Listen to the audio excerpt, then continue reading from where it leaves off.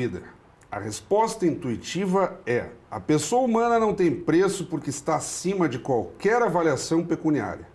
Todavia, aos 3 anos de idade, o menino indiano Budya Singh foi vendido por sua mãe a uma comerciante pela quantia de 800 rúpias, o equivalente a cerca de R$ 40. Posteriormente, um treinador, dono de uma escola de judô para meninos pobres, comprou-o pelo mesmo valor. Esse é um dos trechos da obra Ensaios sobre a Infância e a Adolescência, que já se encontra na 2ª edição, livro de Thaisa Maria Macena de Lima e Maria de Fátima Freire de Sá, a segunda coautora que nos brinda com a sua presença aqui no Café com Letras desta semana, e de imediato lhe saúdo. Uma honra tê-la conosco. Muito obrigada pelo convite. Para mim também é muito importante e fundamental falar sobre temas tão relevantes que envolvem criança e adolescência. A senhora se dedica à docência do direito, a propósito, e eu vou me valer aqui da estratégica colinha já na orelha do livro. A senhora é docente de direito pela PUC de Minas, leciona lá. E a sua colega de coautoria, que infelizmente não conseguiu vir aqui por questão de agenda, a Thaisa de Lima, ela também tem formação acadêmica com mestrado e é desembargadora federal do trabalho. Mas o foco aqui que nos vem à tona é que vocês trazem uma compilação até de uma forma didática. Os textos que envolvem matéria jurídica costumam ser mais densos, né? Aquelas largas revisões bibliográficas e citações. E aqui o foco, como que funciona, para o leitor que ainda não deparou com a obra.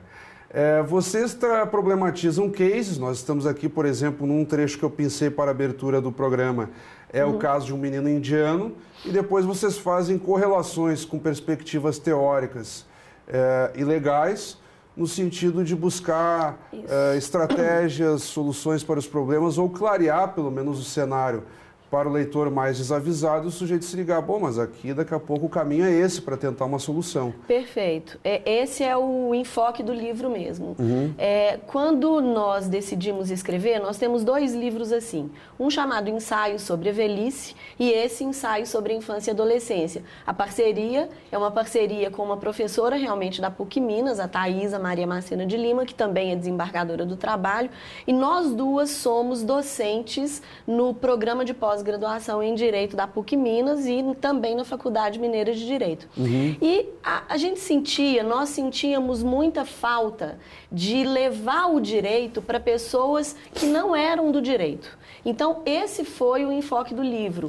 Quer dizer, nós trabalhamos o direito para que pessoas da área jurídica possam entender, reconhecer, tem legislações e tudo mais, e doutrinas sobre vários temas, mas também nós levamos a possibilidade de outras pessoas que trabalham também com crianças e adolescentes que possam entender esse universo jurídico, mas também que se fale, né, que nós possamos falar sobre aspectos que dizem respeito a elas. Por exemplo, a psicologia, a medicina, a terapia ocupacional.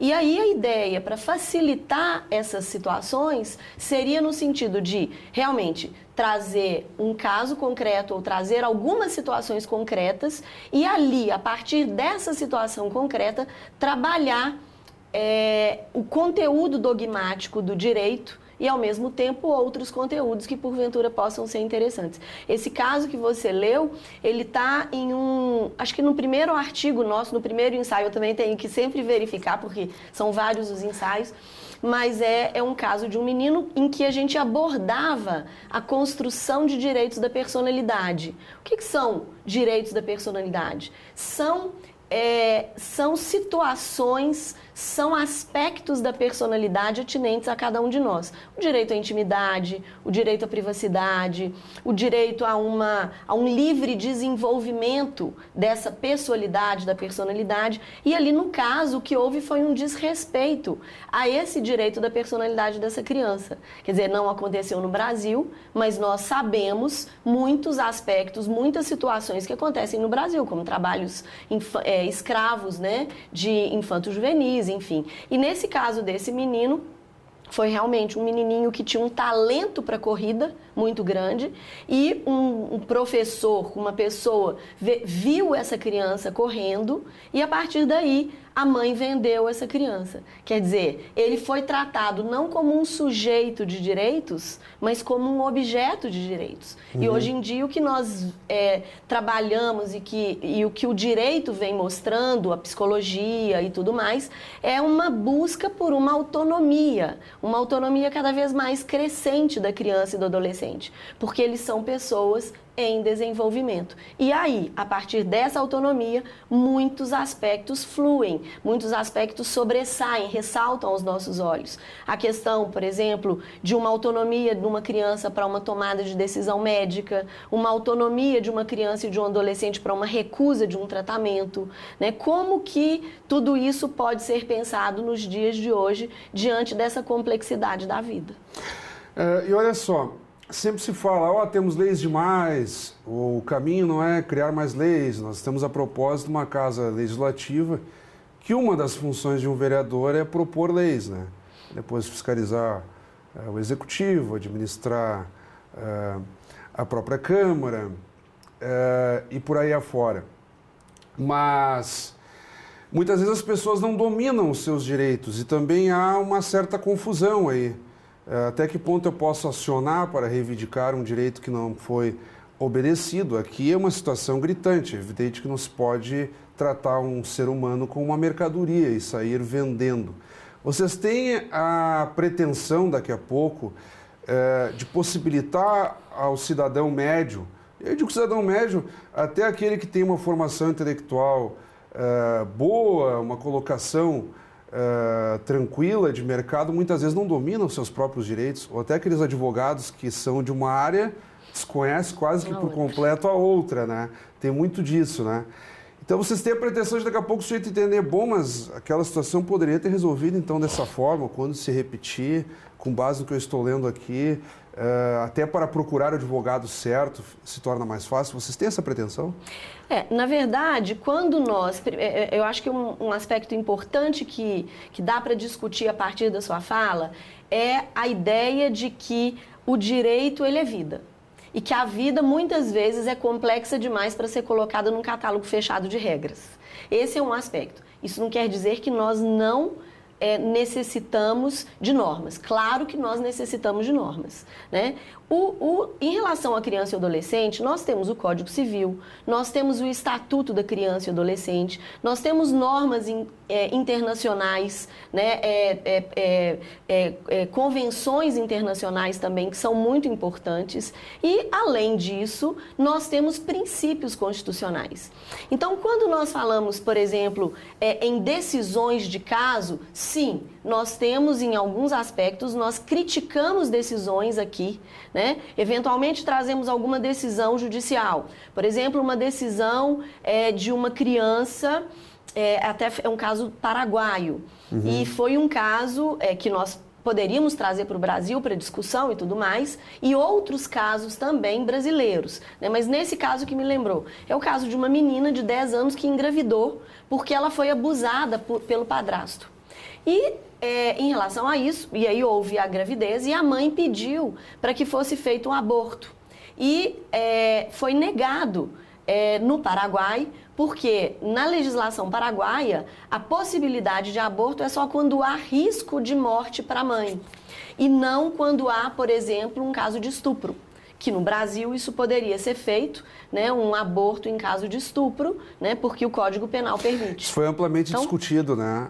Até o aborto para anencéfalo, né? Foi uma decisão histórica e custosa, digamos assim, do ponto de vista do STF, né? Gerou muita polêmica. Sim, sim. Mas então, essa polêmica, muitas vezes, as situações, elas precisam, às vezes, ser muito discutidas na sociedade, né? Que nós chamamos, assim, é aquele plano de justificação da norma. É um momento em que nós discutimos todos esses casos com a sociedade civil, para depois ela se transformar numa legislação que seja coerente e que seja realmente coerente com com aquilo que a sociedade gostaria que fosse feito. Vocês trazem esse caso do Paraguai, como a senhora bem exemplificou, do estupro e por aí afora, e comparam com decisões tomadas no Brasil no âmbito Judicial da Corte Suprema. A senhora considera que estamos no patamar adequado, tentando pegar aqui do ponto de vista mais sintético, mais resumido. O estupro, o aborto, melhor dizendo, ele digamos assim, ilegal no Brasil. Mas tendo a questão do estupro de forma comprovada, a não anuência da mulher com relação ao ato, ela pode requerer, então, e digamos assim, fazer o aborto diante de uma gravidez indesejada. O que, para conceitos principalmente religiosos, se torna eticamente muito difícil de se justificar.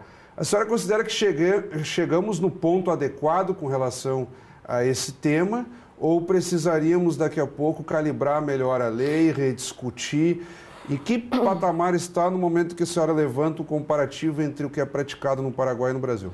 Nesse caso, nós não aprofundamos muito a situação, muito no sentido porque a gente estava trabalhando a gravidez na infância e na adolescência. Então, assim, um outro aspecto interessante que a gente trabalha no livro, que eu considero que é realmente muito didático, é a abordagem de filmes. Filmes são interessantes para levantar a questão. Nesse caso da gravidez na infância e da adolescência, nós levantamos um filme muito conhecido, que já passou até em sessão da tarde, chamado Juno. Juno era o nome de uma menina, e uma menina muito inteligente, muito interessante, em que ela engravida de um amiguinho dela. Era um amiguinho, mas era uma pessoa que ela gostava muito, e ela muito assim, ela não queria, hora nenhuma, na verdade, ela optou por não fazer um aborto. Esse caso é um filme americano. Tá? Então, assim, tudo que eu estou falando aqui não corresponde ao Brasil, mas corresponde a essa possibilidade de situações que nós poderíamos levantar. E ela decide que ela vai levar a gravidez ao final, até o final, e que ela vai escolher um casal para ter o filho, para que crie esse filho, que adote essa criança. E ela, com o apoio do pai e da madrasta, ela faz reuniões com pessoas e com casais para verificar se seriam casais interessantes, responsáveis, competentes para cuidar de uma criança, porque ela mesma entendia que ela não tinha a capacidade para criar aquela criança. Então, ela leva a gravidez até o final. Um outro caso que a gente coloca como paralelo é um filme chamado Filomena. Um filme que também foi amplamente divulgado e que envolve questões da Igreja Católica. Inclusive, o Papa Francisco ele pediu desculpas à Filomena, porque era uma situação na Irlanda em que essas jovens que engravidavam de, às vezes, algum namoradinho, em alguma situação muito específica, os pais colocavam essas mulheres nos conventos. E essas mulheres eram obrigadas a trabalhar nesses conventos e depois que os filhos nasciam, os filhos eram dados à adoção sem que essa mulher pudesse criar o filho. Então, essa Filomena não teve a escolha de cuidar dessa criança e procura pelo filho durante 50 anos. E aí foi, inclusive, um aspecto que gerou livro e tal. Bom, em relação à segunda parte da sua pergunta, sobre essa ideia de que se nós estaríamos ainda a discutir, eu acho que isso é sempre caso a discutir. Claro. Né? Até porque envolve religião, e religião envolve a biografia de cada uma dessas pessoas. E princípios éticos, né? Não é só... Sim. Porque também as pessoas criam uma imagem assim, bom, mas então agora as normas de conduta em sociedade vão ser balizadas pelo que a igreja acha. A igreja influencia, mas as pessoas acabam, a partir disso, da sua própria cultura, tendo, digamos assim, um código ético para seguir, um amparo moral, né? Então, não é tão simples, né? Não é. E quando a gente fala em autonomia, voltando, assim, principalmente para criança e adolescente, é um outro aspecto que a gente também realmente tem que pensar muito. Porque, de algum tempo, há muitos anos, os pais definiam tudo o que era bom, né, e ruim para o seu filho. Eles determinavam o que era bom e ruim. E hoje em dia, com todo esse avanço, com as crianças cada vez mais autônomas, com essa possibilidade de nós pensarmos que as crianças, elas são seres, são pessoas em desenvolvimento e que cada vez mais têm autonomia, ressalta muito, salta aos olhos essa possibilidade de crianças definirem. Por exemplo, nos Estados Unidos também houve um caso muito interessante de um menininho chamado... agora eu teria que colar aqui, mas eu acho que eu não vou colar, não. Não, tudo bem. Era um rapazinho, um menininho de 12 anos que estava com câncer. E esse câncer já estava... Reese Puddington. Ele já estava com câncer em estágio muito avançado. E ele pede à mãe para que ele pare, para que ele não mais se submeta aos exames. Se não foi o Reese Puddington no livro, tem o caso da Hannah Jones também, de uma menininha em que pede para que não se faça mais um transplante nela. Quer dizer, qual é a autonomia? O que nós trabalhamos ali muito qual é o limite dessa autonomia dessa criança? Qual é o limite dessa autonomia da criança e, ao mesmo tempo, poder, essa autoridade parental dos pais? Né? Ou mesmo situações relativas a uma criança anoréxica, ou uma criança, enfim, que não tenha uma alimentação adequada. Ela decide o que é bom para ela, os pais decidem, o Estado pode interferir, né? Porque, por exemplo, na Espanha, tem um caso que nós contamos aí, num caso de transtorno alimentar, em que a corte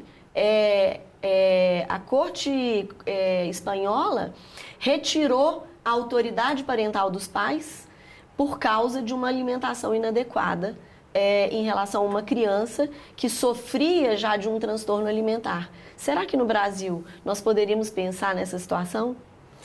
Bem, professora, nós vamos dar uma pausa no nosso bate-papo aqui, bastante rico, com relação a ensaios sobre a infância e adolescência, e como sempre fizemos no Café com Letras, vamos chamar aí as dicas do autor. Roda a vinheta aí.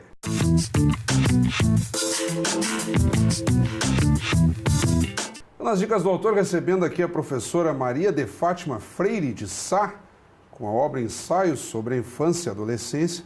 Eu vou pedir que, de forma breve, tu compartilhes com quem está nos acompanhando neste momento dicas de leitura, podem ser clássicos, autores desconhecidos, recentes, que por um motivo ou outro o pessoal tem que correr atrás e ler também. Eu gosto muito de indicar livros, inclusive eu acho que o direito para indicação de livros é fundamental, porque a gente precisa dos casos concretos. Eu sempre indico um livro muito interessante de um autor chamado Ian McEwan. E nessa oportunidade eu vou indicar também, porque nós estamos falando sobre crianças e adolescentes. Chama A Balada de Adam Henry. É sobre um rapaz de 17 anos que precisa de uma transfusão de sangue. E são casos americanos em que uma juíza muito competente, ela está diante de uma situação complexa, né? E que esse rapaz precisa de uma transfusão de sangue. E ela vai conhecer esse rapaz para saber como ele é, qual é a biografia dele e tudo mais. E ela, num primeiro momento, apesar da autonomia dele, ela determina a transfusão de sangue. Só que o livro não para por aí. Ele tem um desdobramento muito grande. E quando também você falou sobre essa questão do feto, né, e de aborto e tudo mais, tem um livro dele também, Ian McEwan, chamado Enclausurado, que é um livro espetacular. Ou seja, a narrativa ela é contada pelo feto, né? E o caso se desdobra, né? Ele está dentro da barriga da mãe e ele vai relatando os seus sentimentos dentro da barriga da mãe. Ian McEwan, os dois. Outro ponto, na sua última intervenção, tu começaste a falar sobre a questão dos distúrbios alimentares.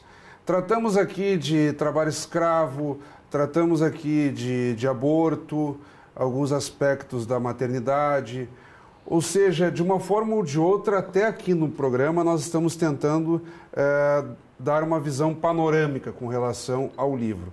E provavelmente os distúrbios alimentares sejam ali já na parte final, e eu acho que nós poderíamos ampliar um pouquinho mais.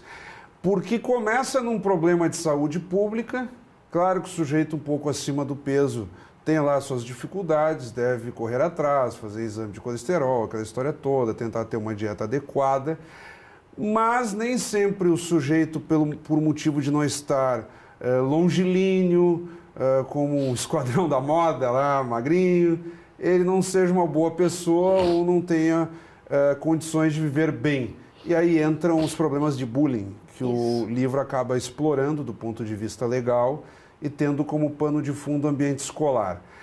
Tem se tornado até um tema batido, as pessoas até ironizam, mas agora aquelas brincadeiras que se faziam, provavelmente no nosso período de infância e adolescência, agora tudo é bullying, não pode nada, é politicamente correto e por aí fora, mas haja vista os distúrbios, os problemas que acontecem, como por exemplo, tentativa de suicídio, depressão profunda, dificuldades de aprendizagem.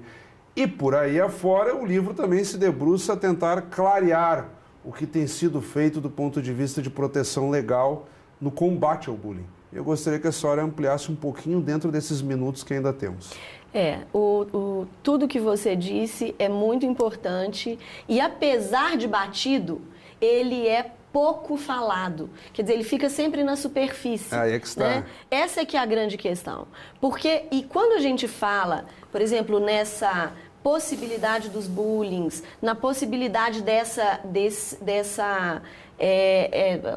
quando você fala de uma criança mais longilínea, que nos lembra essa ideia da beleza, também o mito da beleza, né, que também leva a essa possibilidade. Quer dizer, muitas vezes nós criamos um padrão, ou a sociedade cria um padrão de beleza, né, um estereótipo de meninas magras, longilíneas, elegantes, de meninas que, e mesmo meninos, né, hoje com a vaidade como se tem e tudo mais, e a exposição à internet também, que é uma coisa que se leva muito, porque hoje o apelo para fotos, o apelo para as redes sociais é muito grande e isso acaba intensificando. Então, se no nosso tempo era algo que resolvia dentro da nossa casa, hoje, muitas vezes, isso extrapola um ambiente de dentro de casa. Quer dizer, claro, nós tínhamos muitas vezes uma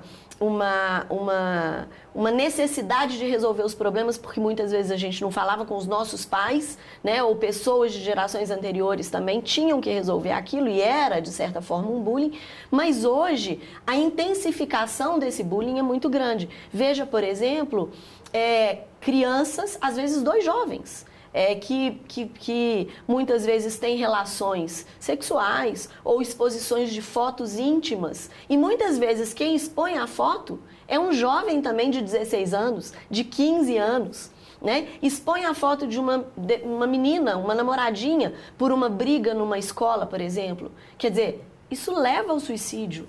Né? E aí nós vamos discutir como que poderia, ou se há jurisprudências, se há casos, como eles devem ser resolvidos e o papel dos pais nessa situação. Porque muitas vezes há pais que sequer sabem que essas crianças estão sendo vítimas de bullying. Por exemplo, houve um caso no Brasil mesmo de uma menina que suicidou e que a mãe não sabia que ela estava sendo vítima desse tipo de situação e ela só foi saber depois da morte dela em razão do diário que ela escreveu e do pedido de desculpas que ela pede para os pais. Nesse ponto, tem um livro que eu também gostaria de indicar agora, já que apesar de ter passado o tempo ali, mas que me lembrou, que chama O Acerto de Contas de uma Mãe, que foi a mãe de um rapaz dos tiros em Columbine. Você lembra daquele crime, né, que 2 rapazes mataram crianças, depois motivou jovens o em documentário Columbine. do Michael Moore. Exatamente. E essa mãe, ela é um imponderável muitas vezes. Bem, não quis interromper seu raciocínio, estamos batendo no tempo mesmo, então vou tomar como as suas últimas considerações, digamos assim. Peço então que por alguns segundos tu te despeças de quem está nos acompanhando neste momento. Bom, muito obrigada pelo convite, em nome meu e da professora Thaisa Maria Macena de Lima, que realmente não pôde comparecer, né? Para mim foi um prazer enorme estar aqui discutindo essas questões que são tão importantes e tão caras para a nossa sociedade. A honra foi toda nossa.